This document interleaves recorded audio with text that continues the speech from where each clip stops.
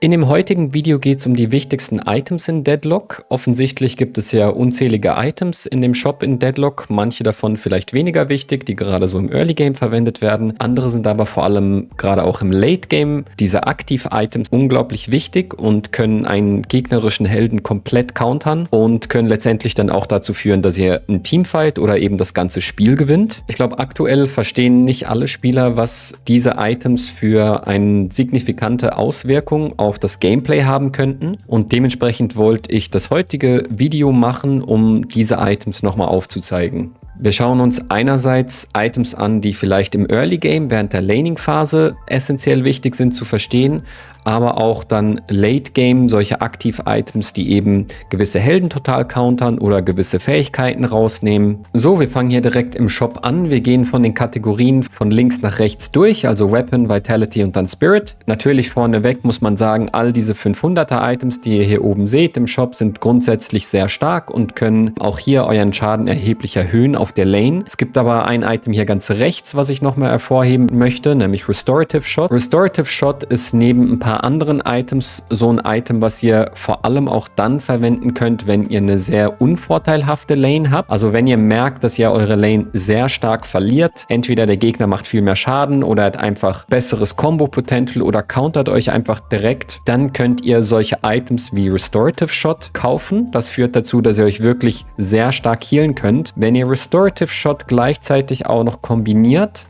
mit Extra Regen und Healing Rite, dann könnt ihr im Early Game kaum sterben. Extra Regen ist ein Item, was ich sehr oft kaufe und sehr stark mag, weil es einfach die Healing-Regeneration sehr stark erhöht. By the way, Monster Round gibt auch ein Healing Regen pro Sekunde, also könnte man theoretisch auch verwenden. Aber was man eben natürlich auch noch setzen kann, ist das Healing Rite Item. Wie ihr wisst, Healing Rite healt euch wirklich stark hoch. Gerade Early Game, ihr müsst dann einfach darauf achten, dass ihr nicht vom gegnerischen Helden oder vom gegnerischen Turret abgeschossen werdet. Im späteren Verlauf des Spiels sind diese Items dann definitiv zu verkaufen. Achtet darauf, dass ihr dann Platz macht, weil das sind so Starter-Items und die verkauft man später. Jetzt gehen wir von Healing zu Anti-Healing-Items. Wie kann man das Healing von den Gegnern countern? Und hierzu gibt es zum Beispiel Toxic Bullets. Es gibt ein paar Anti-Healing-Items. Wenn ihr im Shop nach Healing Reduction sucht, dann seht ihr diese hier alle aufgelistet. Toxic Bullets ist sozusagen ein Bleed, der mit jedem Auto-Attack-Schuss hinzugefügt wird und reduziert das Healing um 65%. Es gibt auch noch Heal Bane, das ist praktisch das gleiche, außer dass es durch Spirit Damage, also durch eure Fähigkeiten hinzugefügt wird. Dann macht es minus 45% Healing Reduction. Und dann gibt es noch Decay, was jetzt vor kurzem gebufft wurde, was bis zu 70% Healing Reduction erzeugt, ist aber ein Aktiv-Item. Diese drei Items sind extrem stark gegen gewisse Helden, wie zum Beispiel Abrams, der sich saustark auf der Lane healt. Wenn ihr zum Beispiel gegen einen Infernus spielt, der healt sich auch sehr stark. Oder gegen einen Kelvin während seiner Ultimate. Generell alle Helden, wo ihr merkt, hey, ihr braucht ein starkes Anti-Healing,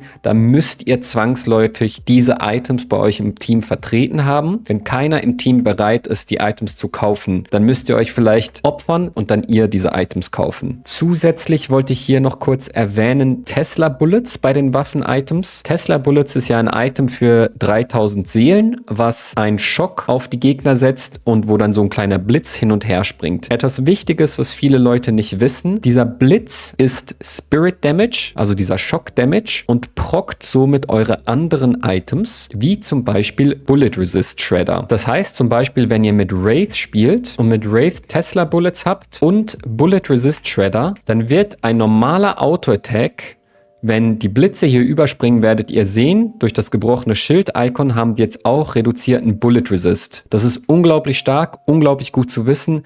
Alles, was auf Spirit Damage prockt dann durch Tesla Bullets. Zum Beispiel könnte man hier jetzt auch Heal Bane nehmen, weil Heal Bane aktiviert ja, wenn man Spirit Schaden macht, und durch Tesla Bullets fügt man automatisch Spirit Damage hinzu. Warpstone ist ein Aktiv-Item, was man vor allem im High-Elo sehr stark sieht. Ist unglaublich stark, kann für Engages nützlich sein, kann zum Abhauen nützlich sein. Es kann sogar auch helfen, um aus gewissen Ultimates, wie aus der Haze-Ult rauszukommen. Sehr, sehr starkes Item, kann man bei fast jedem Helden eigentlich verwenden. Ganz unten hier haben wir noch Shadow Weave. Shadow Weave ist ein Aktiv-Item, das euch unsichtbar macht. Wenn ihr aus dem Shadow Weave rauskommt, dann habt ihr zusätzliche Ambush-Stats, erhöhte Feuerrate und erhöhte Spirit Power. Gerade bei bei Helden wie Wraith ist das unglaublich stark, weil ich dann unsichtbar über die Map moven könnte in diesem Fall und dann unsichtbar zum Helden hinkommen kann, aus dem Nichts ihn ulten könnte und dann so relativ easy den Kill securen kann. Wenn man das auch noch kombiniert mit anderen Aktiv-Items wie Slowing Hex oder Curse, dann kann der Gegner eigentlich gar nichts machen. Also Shadow Weave sehr, sehr stark, sieht man immer mehr bei immer mehr Helden. Ein Item hier übrigens, was ich auch noch kurz zeigen möchte, wenn im gegnerischen Team viele physisch basierte Helden sind, also die sehr viel Waffenschaden machen, dann gibt es das Item Escalating Resilience und das macht, dass ihr zusätzliche Bullet Resistance bekommt pro Stack und zwar bis zu 40% Bullet Resistance. Wenn man das vergleicht mit Improved Bullet Armor, was mittlerweile 50% Bullet Resist gibt, ist es fast gleich viel. Also der Wert von diesem Item hier ist sehr, sehr hoch und oftmals kann man einfach Escalating Resilience kaufen, was natürlich zusätzlich noch 14% Waffenschaden, 12% Feuerrate und dann nochmal 14% Waffenschaden gibt, kann man mit dem alleine schon genug tanky werden, beziehungsweise genug Resistenz gegen physischen Waffenschaden aufbauen, dass man den Improved Bullet Armor eigentlich gar nicht mehr braucht. Gut, die restlichen Items sind, glaube ich, mehr oder weniger selbsterklärend. Wir gehen erstmal weiter zu Vitalität. Bei den Vitalitäts-Items gibt es ein paar Sachen, auf die ihr achten könnt. Bei den Items, die 1250 Seelen kosten. Wir haben einmal Bullet und Spirit Armor. Ganz klar, aktuell befinden wir uns in einer Meta, die sehr tanklastig ist. Man wird immer stärker sein, wenn man in seinem Charakter noch etwas Tankiness hinzubildet, anstatt einfach auf immer mehr Schaden zu gehen. Was ihr dazu macht, in dem Verlaufe des Spiels schaut ihr oben rechts oder wenn ihr mal sterben solltet,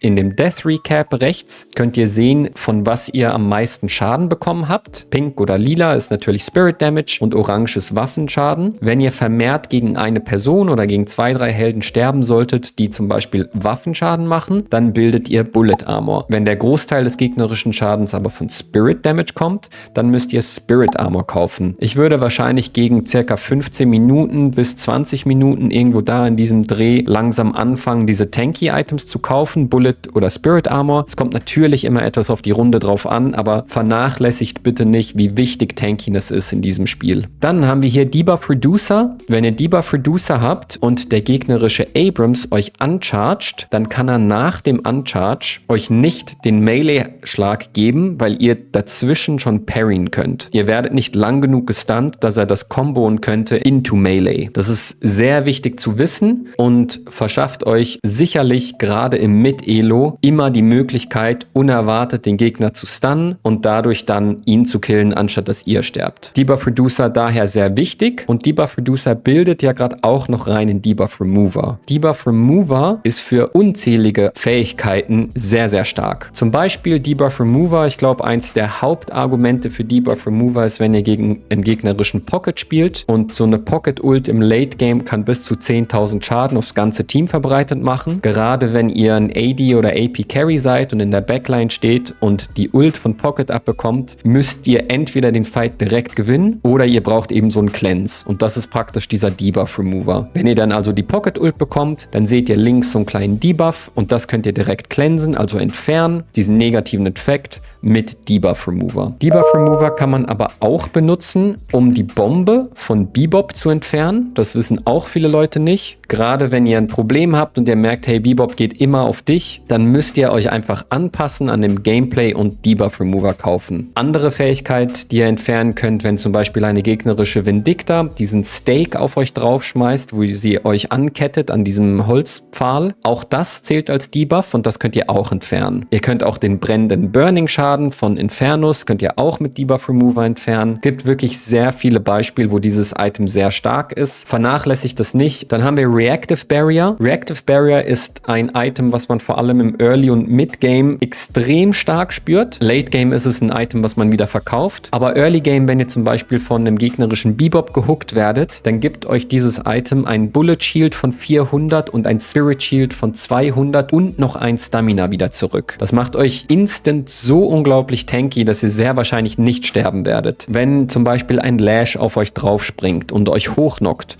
auch dann aktiviert Reactive Reactive Barrier. Wenn wieder eine Wraith kommt und euch ultet, aktiviert Reactive Barrier. Wenn eine Haze kommt und euch einschläfert mit dem Dolch, auch dann aktiviert Reactive Barrier. Das ist so unglaublich stark. Wirklich nutzt dieses Item. Dann haben wir hier Return Fire. Return Fire ist ein Item, was den Schaden an den Angreifer zurücksendet. Auch das kann gegen so eine gegnerische Haze extrem stark sein und kann dazu führen, dass sie sich selber killt, wenn sie euch anschießt. Was ähnlich funktioniert wie Return Fire, beziehungsweise ein defensives Item ist gegen so physisch basierte Helden, ist Metal Skin. Metal Skin hat eine Dauer von 3,5 Sekunden und während Metal Skin könnt ihr gar keinen physischen Schaden von Bullets bekommen. Ihr könnt trotzdem noch Schaden von Melee-Schlägen bekommen, das müsst ihr wissen. Aber gerade in so einem Teamfight, wenn ihr ein Carry seid, dann braucht ihr einmal etwas, um den Spirit-Schaden zu reduzieren. Das ist eben dieser Spirit Armor. Und dann noch Metal Skin. Das sieht man sehr, sehr viel im High Elo, um eben diesen physischen Schaden komplett rauszukountern. Return Fire und Metal Skin sind beides so Items, die man im High Elo öfters sieht, bevor die Leute überhaupt Improved Bullet Armor kaufen. So circa ab dem Midgame ist es wirklich extrem stark und vom Preis her natürlich etwas kosteneffizienter. Dann haben wir hier unten Phantom Strike und Unstoppable. Phantom Strike ist etwas, was für die Tanks sehr wichtig ist. Also die Frontliner müssen nicht zwingend Tanks sein, aber einfach die Frontliner, die in die gegnerische Backline springen und die gegnerische Backline disablen. Man teleportiert sich nämlich an die Gegner ran und disarmt und slowt sie direkt. Was sie weiterhin noch setzen können, sind ihre Items und ihre Fähigkeiten. Meistens nach einem Phantom Strike macht man noch ein Follow-up mit entweder einer CC-Fähigkeit, mit einer Ultimate, wie zum Beispiel wenn man Moan Krill ist. Man kann aber auch einen Slowing Hex oder einen Silence dann noch drauf knocken. Phantom Strike kann man zum Beispiel auch benutzen, um in die Luft zu gehen. Wenn ein gegnerischer Talon oder eine gegnerische Vindicta in der Luft fliegt, könnt ihr hochspringen und dann mit Phantom Strike an den Gegner ran und ihn dann zum Beispiel ulten oder Knockdown oder Stun geben. Und das sollte euer Frontliner, wenn er auch tanky genug ist, definitiv auch abusen. Unstoppable ist ein Aktiv-Item, was euch immun macht gegen negative Statuseffekte. Auch das kann sehr stark sein. Klassisches Beispiel hierfür ist zum Beispiel die Haze während ihrer Ultimate. Damit sie während ihrer Ultimate nicht unterbrochen werden kann, castet sie davor Unstoppable. Gut, dann kommen wir jetzt zu den Spirit-Items. Auch hier gibt es sehr viele Items, die sehr, sehr stark sind. Slowing Hex ist auch ein Aktiv-Spell, der die gegnerischen Movement-Fähigkeiten silenced. Das bedeutet, wenn ihr gegen eine Wraith spielt, die sich wegteleportiert, während dem Teamfight, könnt ihr davor Slowing Hex geben und dann kann sie sich nicht wegteleportieren. Gegen einen Mirage, dann kann er seinen Wirbelsturm nicht machen. Gegen Infernus, dann kann er seinen Flame Dash nicht machen. Also es gibt unzählige Helden, gegen die das sehr, sehr stark ist. Man kann es sozusagen ansehen wie eine verschwächte Version von dem Silence Glyph, aber nur für die Movement-based Fähigkeiten und das sind ja meistens genau auch sowieso die Fähigkeiten, die der Gegner verwendet, um wegzukommen. Wenn man zum Beispiel einen Held spielt wie Warden, bevor man seinen Cage macht, also seine dritte Fähigkeit, dann kann man, bevor man das Cage macht, kann man den Slowing Hex setzen und dann dieses Cage und dann sehr wahrscheinlich kommt er nicht aus diesem Cage raus, weil man ihn auch noch slowt und dann kann man easy einen Kill machen. Dann hier unten 3 extrem wichtige Items. Knockdown ist das Item, was diesen Amboss über den Gegner spawnt und danach fällt er runter und stunt den Gegner. Das ist unglaublich stark in verschiedenen Situationen. Einmal sicherlich gegen alle fliegenden Helden, um eine Ivy, um eine Vindicta oder einen Talon in der Luft rauszuholen und zu countern. Gleichzeitig gegen Channeled-Fähigkeiten. Wenn ihr einen gegnerischen Moan Krill habt, der jemand ultet. Wenn ihr einen gegnerischen Bebop habt, der ultet. Es gibt so viele Helden, die während ihrer Channeled-Fähigkeit direkt unterbrochen werden mit diesem HCC und gleichzeitig ist es generell einfach ein ultra starkes Item, um in dem Kampf dabei zu haben, um so einen gegnerischen AD Carry zu stunnen und zu CCen. Knockdown wird aktuell im High Elo pro Team, glaube ich, mindestens zweimal gekauft. Sehr, sehr stark und kostet nur 3000 für den Value, den es bringt. Dann haben wir Silence Glyph.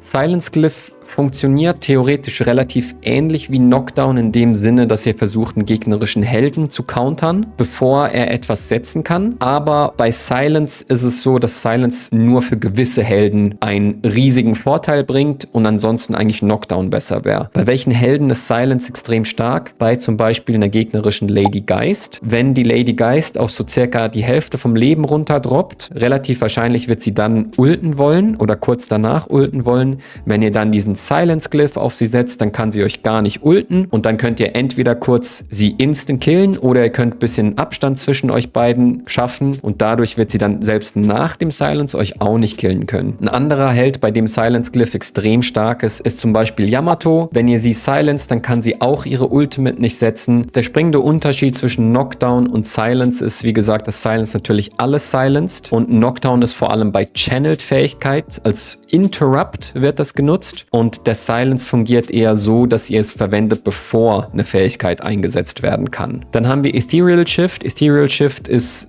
Zhonya's aus League of Legends, falls ihr das kennt. Gerade bei gewissen Helden wie zum Beispiel Paradox. Wenn Paradox sich in euch rein swappt, dann führt das natürlich auf der einen Seite dazu, dass ihr direkt im gegnerischen Team seid, wahrscheinlich instant sterbt, aber Paradox ist auch in eurem Team drin, ganz alleine und dann kann sie direkt Ethereal Shift setzen und dadurch stirbt sie nicht und dann kommt das ganze gegnerische Team langsam auf euch zu und dann wird sie es doch überleben. Andererseits könnt ihr Ethereal Shift auch verwenden, wenn ihr in so einer Oh-Shit-Situation seid oder so ein Panic-Button und meistens kommt dann euer Team, um euch zu helfen. Ihr könnt Ethereal Shift nicht mehr frühzeitig canceln. Früher konnte man das geht jetzt nicht mehr. Das muss man einfach im Hinterkopf behalten. Dann ganz unten bei Spirit haben wir natürlich noch Curse. Curse ist das komplette CC-Item, was jemand interrupted, silenced, disarmed und Item-Usage entfernt. Das heißt, damit könnt ihr Channeled-Fähigkeiten abbrechen, aber ihr könnt ihn auch direkt silencen und disarmen. Also es ist eine Kombination eigentlich von Silence Glyph und Knockdown zusammen. Ist unglaublich stark, kostet dafür natürlich auch 6200. Aber wenn ihr so einen Curse